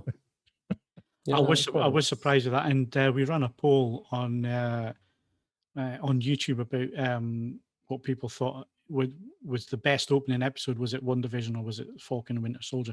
Surprisingly, Falcon and Winter Soldier, I think it was 80% in the poll. Falcon and Winter Soldier was supposed to be the first series. It just got delayed because of the pandemic. Yeah. Clearly, you would never have started all this with WandaVision because those first 3 episodes nearly killed it. But for did you watch Falcon Winter Soldier? Yes. The opening action sequence, that's top drawer action. I mean, that's cinema quality. Some really good stuff there. I haven't seen wingsuits being used like that before in ages. So I think, if they can deliver that kind of thing along with the movies, and I can't believe people on the thread were going like, we're not paying £20. Are you kidding? I'd pay you 20 quid every day of the week to watch first release films at home rather than having to go to the cinema. It's a weird calculation because that's a round of drinks, for God's sake.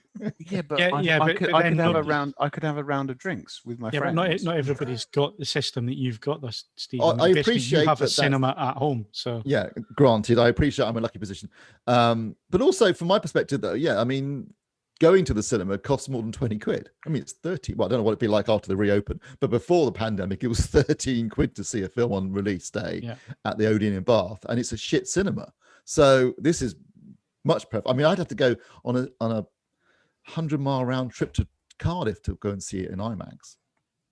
Yeah, I think it's no-brainer. I think it's a no-brainer for me as well. I think that the whole inconvenience of it, until cinemas are an attractive proposition again, or Top Gun, Mission Impossible, something that is really something where you really want to see it on a IMAX. Dune, and Dune, very depending on Dune might be get me out of the cinema. Black Widow. I mean, I'm looking forward to that, and you know what? I prefer these premiere accesses on Disney, because the ones where you get premium rentals, like they recently released a slew of premium rentals, like The Little Things and Judas. It's only, I think, 48 hours you've got the rental for.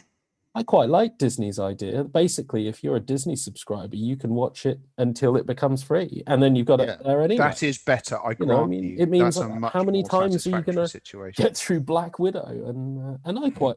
Also, if there's 4 of you, like there is in your household, Kaz, that's a £5 each. Yeah, it's nothing. Nothing, is it really? Yeah. Sorry, kids, you're not getting your pocket money. We're watching. We're watching Black Widow, which you can't watch. Mr. H just pointed out the fact if you wait 12 weeks, it's free sunk cost. I've got to be honest. Well, or you could wait 12 weeks and buy the disc. But the point is, I don't want to wait 12 weeks, and I can afford not to. Well, I mean, I could too if I stopped buying trainers and records. But I'm not going to wait 12 weeks because of the internet, who would then blab all the secrets. You'll have 1 million videos on YouTube showing 50 things you didn't notice in Black Widow, what the ending of Black Widow means, and all the, it'll have been ruined within 10 minutes. So, I'll watch it. I'll pay the $19.99. Willingly, gratefully. Here's my money. Here's my money, Disney. Take it. Take my money. Take everything. I'm quite interested in Cruella as well. I wonder whether they'll do a Maleficent. Watch that too for 20 quid. I'm going to watch Raya and the Last Dragon after this podcast is finished, just for a laugh. You're just going to splash the cash. There you go, Disney. Well, you know what? I'm not going to bring it back, but I would have paid 20 quid not to watch a PAL sped up 720p version of the film that we can no longer talk well, at least about. I didn't have to pay for that. No, but I would have paid 20 quid, even though it was free, just to see to watch it in Atmos and Vision. Yeah, and yeah, else. you would do it anyway. I did like also, just to finish off, Mr. H pointed out, to be fair, the Justice League podcast had 1.3 thousand views, so there is some interest, to which I would reply, people also slow down to look at car crashes. I love you, Ed. I really do. That's bye-bye. Your turn of phrase is brilliant. By the way, Disney have just taken 60 quid out of my account. So can I also say I'd ordered yet another pair of trainers, and it's like, oh, by the way, we're taking 60 for that cock. I mean, admittedly, that's my fault. Why do you keep buying trainers? I don't know. You need one pair. That's it. I now have 8. One pair of trainers, but spend the rest on Disney Plus. That's what I'm going to do. Because you're always going out, isn't it? You do need it's the repressed desire. It's the repressed desire to go out, and I now actually have a colour swatch for pretty much any occasion. So, yeah. Unfortunately, the yellow is just a bit too mustard. Wouldn't match. It's not well. That's a relief, Phil, because I've ordered a pair, and my nightmare would be if we turned up to the same event wearing the same pair of trainers. Same trainers. That would be a bit unfortunate. And the official trainer of AV Forums. No, that's not going to work, is it? So that's not good. Should we do telly? As in actual telly? I think we got Gattaca to do first. I just mentioned Shaw. I mean, we're speeding through it today. I checked out Gattaca in 4K. It was very nice. I wouldn't say it's demo, but Gattaca has never looked demo in my opinion. But it was very nicely done. It's a relatively modest budget sci-fi, but damn if it isn't a really nicely thought out sci-fi. Oh yeah, and a real early peak for that director, and a tremendous cast he brought along for the ride. I really enjoyed it, and I picked up the steelbook Paul in the thread. My trainer's just appeared in the thing. Yeah, there's more of them since then. Yeah, I've got 2 more levels. Whenever I see those trainers, all I can see in my mind is Peter Griffin's son. What's his name? Chris. It's because of the 3 stripes. It's Chris Griffin. He only has white ones. Yeah. Well, as I say, but there's another 2 layers of shelving now, and more inbound. I don't know why I've suddenly got so many of them, but they're I'm not doing anyone any harm. Well done for the patience, Kaz. You can continue with your review. No, sorry, done. It's fine. The other shop's going to be here soon, so I'm good. Has it got an Atmos soundtrack? No. Okay, but it's a 4K scan of the 35mm negative, isn't it? So it's look nice, isn't it? It's a yeah. Not selling this. Sorry, I was a little bit thrown. I've got it. Well, I asked you a question about the disc. It's a HDR, native 4K disc. There's no Dolby Vision. There is Atmos. HDR10.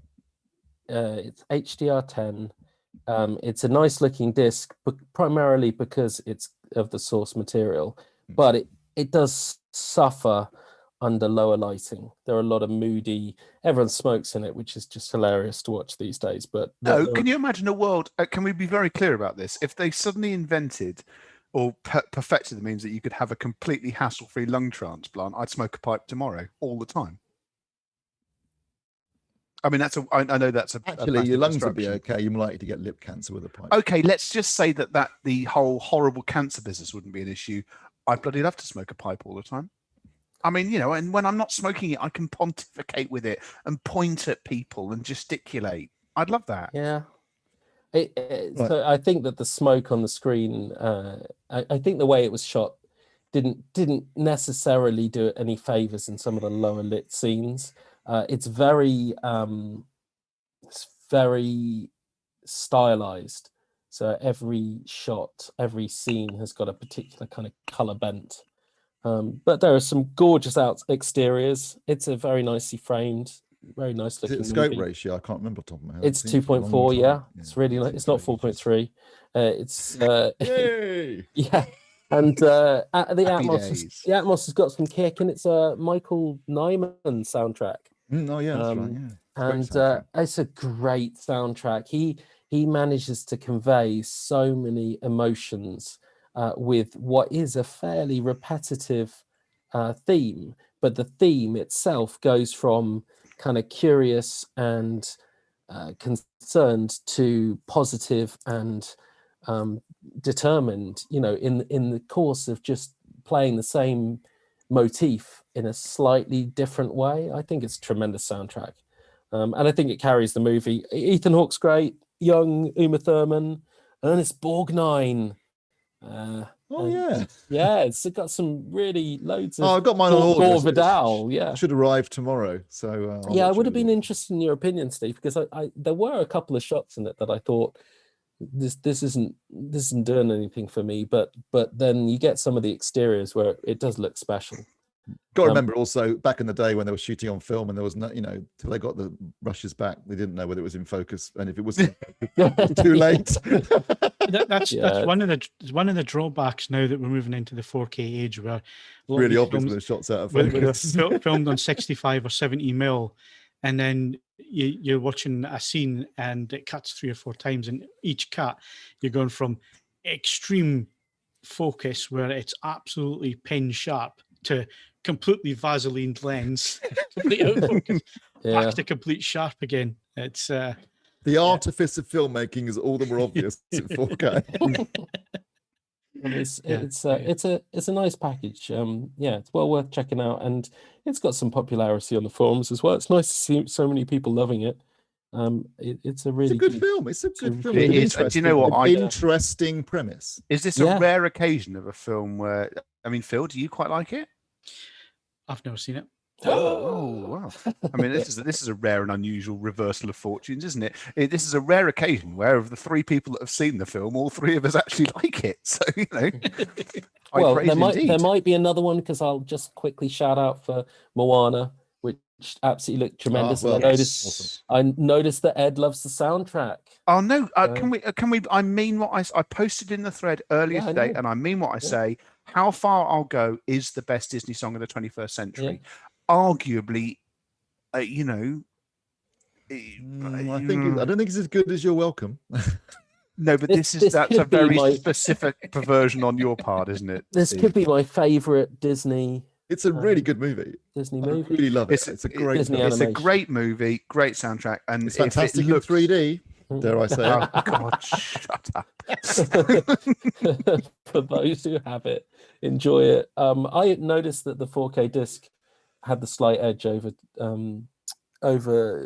Disney Plus's Dolby Vision. There's no Dolby Vision on the 4K. Well, the much higher bit rate would have made a big difference. It must. I mean, it must have been that. To be honest, that's probably something that's going to come out more on your setup than that. I mean, both Kaz and I use the same telly, and I've got to be honest. The quality of the streaming service is usually quite sufficient for that. Yeah, I mean, it looked tremendous. It had to take me playing them both at the same time, kind of flipping back and forth repeatedly. But just a tiny bit of texture's lost around the real nuances, like the surf on the sea, and you have to be staring at it. But yeah, they're both tremendous. It's a film. What else do you do with sweat glistening on the rock? You know, that kind of... To be clear, Mr. Richard has gone. Has Steve finally seen Moana? I mean, I saw it when it came out. I saw it when it came out. It has the rock in it. Love it. I'm the one that was late to the game on this one. I didn't see it till Disney Plus, but it looks fantastic on Disney Plus. So do you know what? I think it's a genuinely good film, and it's beautiful. What more could you ask for? Yeah, and it sounds good. You know. Bassett's going for "I'll make a man out of you" from Mulan. I've got to say, with hindsight, "I'll make a man out of you" in Mulan. It's got a lot of subtext there.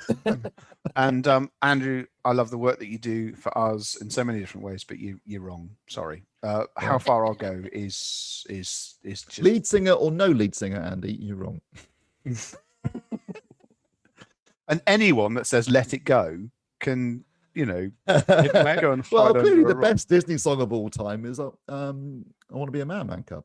Fantastic. I know of all time is me too. I want to be like you. That's strong candidate. But when I see I mean, obviously, again, problematic in 2021. But when I see an elephant fly from Dumbo, well, unfortunately, see, people also slag off, want to be like you, but it's like, well, Louis Prima's singing it. Yeah, I know. Yeah. I had no idea who Louis Prima was when I was a kid. Oh, it just thought it was a brilliant song. Yeah, great song. Could care less about who's actually singing it. And the fact is, he's black and he's a monkey singing it. It's got nothing to do with racism. It's just it's about animals, talking animals. Yeah. Paul People see what they want to see, unfortunately, in some things, don't they? Paul says he's shocked that I haven't seen Gattaca. Are you going to send a disc up to me, Cuz? No. Nice new steelbook. He's seen how that works. I hear that Steve's getting it soon. I was going to swear then. No, going to, you did. I think I stopped mid. No, I don't think so. Phonetically, we were most of the way there. I had the K. I definitely had the hard K. Still, we're running a Gattaca competition if you want to. No, Phil's the only person who can't. I'll enter it because I'll know what the question is. Unlike everyone else has entered it so far. Are we going to talk TV then quickly? Yeah, sure. I haven't actually seen it yet. I'm going to build up a few episodes, but I've heard it's good. Falcon and the the Falcon yeah, I thought it was really like good. MasterChef with plenty of episodes out there, mate. Yeah, there's it was definitely a good opener. The fact that they started on an action scene, I think, really helped. It set they put the money up on screen right out of the gate. Which set up well. I think the two characters are different enough that they're each going to have their own fans as things go through and things get resolved. So it'll be interesting to see how they do that. And there's only 5 more episodes as well, so they're going to have to get a shift on, really. And they were reasonable length too. The episode was what, 50 minutes, 40 minutes, 45 minutes, something like that. It's a decent length episode. They raised some really interesting things you wouldn't really have thought about post blip. They deal with Winter Soldier's trauma, from his past. So you get action right up front, then you get about 40 minutes of really good, deep character stuff that I thought was really interesting. Character building, and I did like the blip thing. I like the fact that we're now seeing the consequences of all that. Yeah. And that's going to make for some really interesting viewing. And I wasn't sure about the storyline that they were going with. With the Flag Smashers. No, with the trying to get funds. Tony wasn't paying them. Turns out Tony Stark wasn't paying anybody. Yeah, tight bastard. So, without going any further, it's a good opener. And the fact it's only 6 episodes long, it's going to fly over, I think. Master Chef. Yeah. Well, only Steve and I watch it, but I think it's shaping up to be a good semi-final / knockout week. That's next week, isn't it? Yeah, I think there's some quality in the field. Obviously, these rounds flatter to deceive because they haven't got to do much thinking on their feet, especially the people that go through, get their apron automatically, and then go through into the quarters. They don't. The real test of quality comes when they actually have to start thinking on their feet about what they cook. But nevertheless, there's some people who've cooked some wholly impressive stuff. So I've been thoroughly enjoying that. And obviously, we were briefly talking about it before it kicked off. Obviously, this kicked off the Netflix Formula One Drive to Survive, which I believe more of us have watched. That has kicked off as well. Steve's watched many episodes. I've only watched one. I'm halfway through, actually. But I enjoy it far more than the actual Formula One season. It's it's a soap opera with absurd bits of carbon fiber. There's always more drama off the track than there is on the track in Formula One, and this is good evidence of that. Plus, it turns out people like Christian Horner are genuinely quite funny. Yeah, some of them are. Very funny. Obviously, Gunter. Also, I've always makes me laugh because Toto Wolff just sounds like Arnold Schwarzenegger. You keep waiting for him to go. He just was in 9mm. Long slide with the laser sight, plasma rifle in the 40-watt range. Top Gear's good, though, isn't it? Yes, I enjoyed that too. I didn't think second episode was as good as the first, but it was still strong. It lost its momentum a little bit, but encouraging to see a bright yellow Mustang Mark 1. Well, this is clearly, as I said, I keep winding you up on this. I'm sure it's going to be a Paddy McGuinness test rather than it'll be a Paddy doing the test on it, but they're going to. It looks like they're going to review the Mark 1. And you own a Paddy McGuinness car. I got I sent it to you as well, Ed. I got a screenshot from somebody. Yes, I saw that. I didn't get any in the factory and builds the cars. I'm not going to say who he is because I don't want to get him into trouble. But he sent me a screenshot showing that my car's now in the system and will be going through, and it gets built next week. Yeah, I haven't found a way to contact him to bribe him to leave a prawn sandwich inside the door trim to get nice and mature by the time it makes it to you, which is a great regret of mine. But you were careful to remove all of the accusatory data, so it's.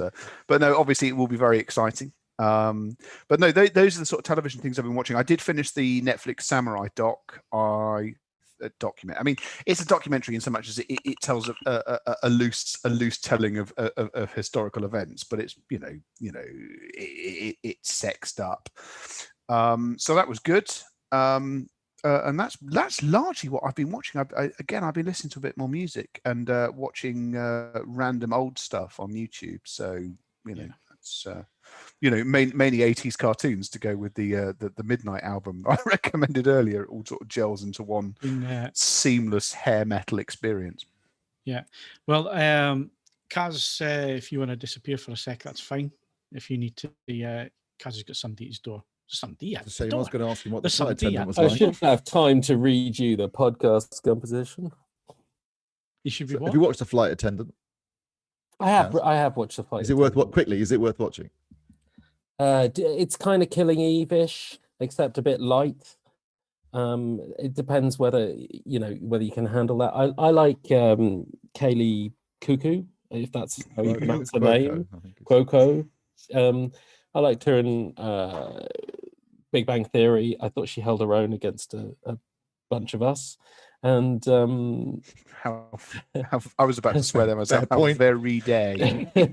Fair point. And I think she's okay in this. I think it maybe she's a bit stretched out of place. I mean, I have to say, if I could punch above my weight like many of those guys are, I'd be thrilled about that. Nevertheless, I still say, how dare you? I watched the whole thing, and it kept me wanting to watch it to the end. But it isn't amazing telly. It's still a bit trash telly. Bit like You, maybe, except with more comedy. A bit like Killing Eve, except with less quirky. Somewhere around that kind of ballpark. I'd probably come back for a little bit more. Does it have an ending? Does it finish? It does have an ending, yeah. Oh, okay. Yeah, so yeah, check it out. This podcast might have an ending as well. No chance. Yeah. Podcast competition quickly. Sure. To win a copy of Bloodlands, use the following question to select the correct answer from the competition page. Bloodlands is from the executive producer of Bodyguard and Line of Duty. Which of these TV shows did he not produce? Okay, there you go. I've given you the two correct answers, and the one you have to pick is the incorrect answer. Which is hard to do when you haven't heard the question. Yeah, which I guess 8 out of 13 people found out. Right, well, on that bombshell, that's it for this week. Thank you very much to Ed Selley. Game over, man. Game over. Kaz Harlow. I have scary dreams. And Steve Withers. Further term, artificial person myself. If you enjoyed the podcast, then please give us a like and subscribe to the channel. Plus, hit the notification bell to find out when you publish more movie reviews and podcasts and all that kind of thing. You can follow us on Twitter and Facebook. You can boot back AV Forums for the latest reviews, news, and video. Plus, why not leave us a 5-star rating on whichever service you listen to us on? If they allow it, then please leave us a rating. I'm Phil Hinton. Thank you very much for joining us. We'll see you again next Wednesday.